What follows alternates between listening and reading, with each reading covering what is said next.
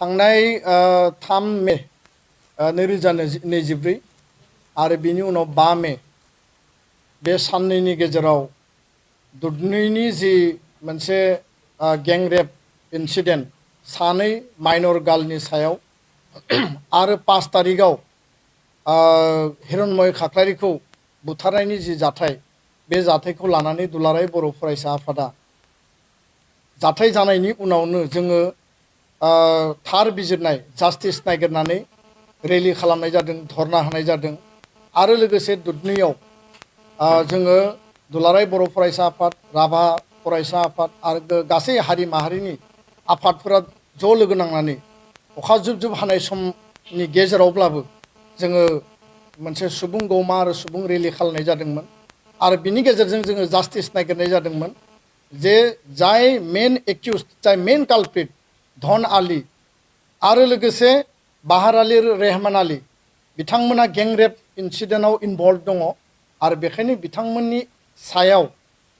माने स्ट्रंनिफ्राय strong action माने फासि होनांगौ आरो फास्ट ट्रेक कर्टआव बेखौ लांनांगौ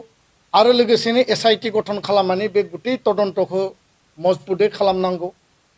बेनि उनाव भिक्टिम परियाल हिरण्मय खाख्लारिनि नखर आरो सानै माइनर गार्ल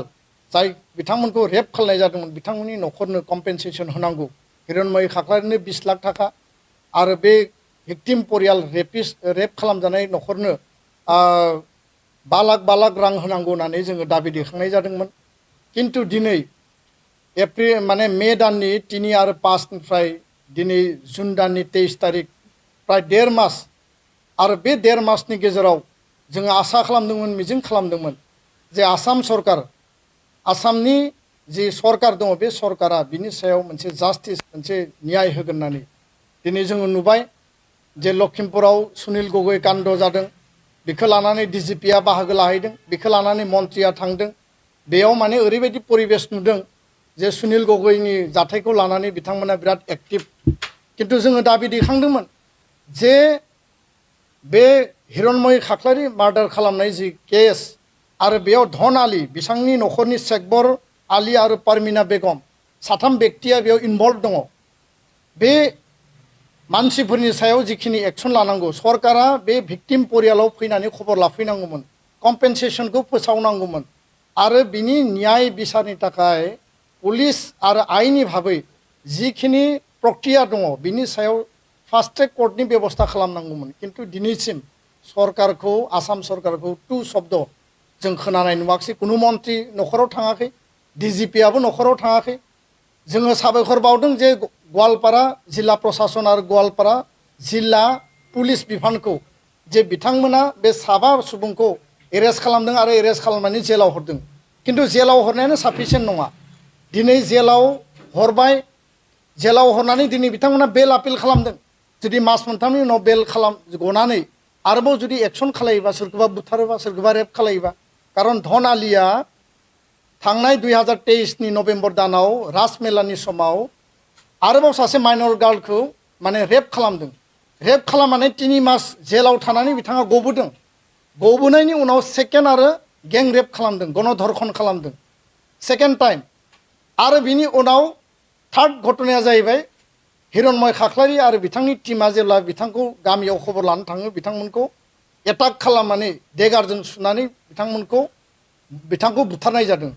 दा बे सासे मानसियानो मोनथाम घटनानि माने बेजों बे मेन कालप्रिट मेन एक्यूज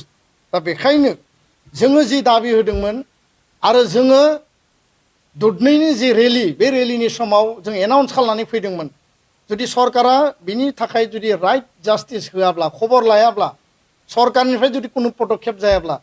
दुलाराय बर' फरायसा आफाद बड' मादार एस'सिएशन आरो गासै जोंनि हारिनि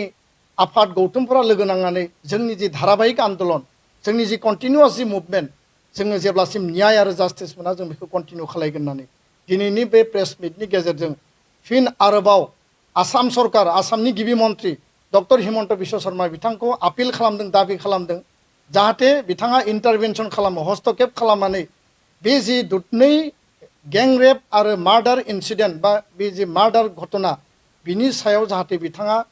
माने स्ट्रंलि एक्शन लायो खामानि मावो आरो बिथाङा बिनि सायाव इनिसियेटिभ लायो बिनि थाखाय जों फिन दाबि दैखांदों आरो गाबोनो दुलाराय बर' फरायसा आफाद आरो बर' मादार एस'सियेसननि इनिसियेटिभआव दुलाराय बर' फरायसा आफादनि इनिसियेटिभआव जोङो टर्च रेलि माने बनजार लानानै जोङो प्रटेस्ट रेलि खालामनो थाखाय जोङो फिन थांखि लाबावदों आरो बिनि नेक्स्ट उइकआव जुदि सरकारा जेबो इनिसियेटिभ लायाब्ला जोङो नेक्स्ट उइकआव जोङो आरोबाव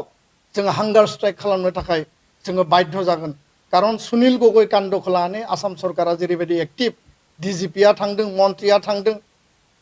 दुधनै कान्दनि सिगाङाव गुबुन गुबुन समाव आसामाव गोबां जायगायाव रेप इन्सिडेन्ट जादों मार्डार घटना जादों गें रेप इन्सिडेन्ट जादों आसाम सरकारा बिनि सायाव एक्सन लादों बेबस्था लादों जों नुदों बिनि थाखाय जों धन्यबाद बावो किन्तु दुधनै इन्सिडेन्टखौ लानानै आसाम सरकारा दिनैसिमबो तु शब्द बुंनायखौ जोङो गोसोआव दुखु मोनदों आरो जों खुद्रिदों आरो बेखाय जोङो बुंनो बाध्य जादों असमिया मिडियायावबो बे खोथाखौनो बुंनाय जादों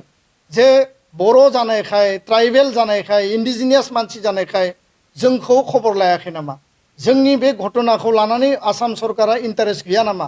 आसामनि मन्त्रि मल्लाया इन्टारेस्ट गैया नामा आसामनि गिबि मन्त्रिया बिनि सायाव मानो जेबो बाथ्रा बुङाखै बे बाथ्राखौ लानानै जों फिन दिनै कुइसन थिखोनो जोङो बाध्य जादों जों गाबोन आसामनि गिबि मन्त्रिनो जों रिमाइन्डार हरगोन अलरेडि मेम'रेन्डामा होनाय जाखाबाय जोङो गवालपारा जिल्ला प्रशासनखौ जों धन्यबाद बावदों बिथांमोनखौ एरेस्ट खालामनायनि थाखाय किन्तु एरेस्ट खालामनायानो फाइनाल खामानि नङा एरेस्ट खालामनानै आयेननि माने लामा लानानै बिथांमोना गफिननायनि दिनै पर्यायबो दङ जुदि बेखौ मोजाङै एक्सन आरो बिनि सायाव जुदि मोजां आयेननि जालखौ जुदि जों सानो हायाब्ला खारन बे मानसिफोरा बे साबा मानसिया गें रेप आरो मार्डार बे मोननै इन्सिडेन्टआव इनभल्भ धनालिया मोनथाम इन्सिडेन्टआव इनभल्भ आरो बेबायदि कालप्रिट बेबायदि माने मेइन एक्युजखौ कुनु कारनाव जाहाथे बियो लांदां अख्राङाव जाहाथे फैया आरो बिनि जि स्ट्रिंजेन्ट जि पानिशमेन्ट बेखौ जाहाथे मोनो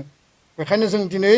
बे खोथाखौ बुंबाय जोंनि जि सोमावसारनाय जोंनि जि प्रटेस्ट जोंनि जि दाबि बे कन्टिनिउ थागोन आरो आसामनि गिबि मन्त्रिनि हस्तक्षेप नागिरनानै दिनै बे प्रेस मिटखौ खालामनाय जाबाय आरो गाबोननि जोंनि जि जिल्ला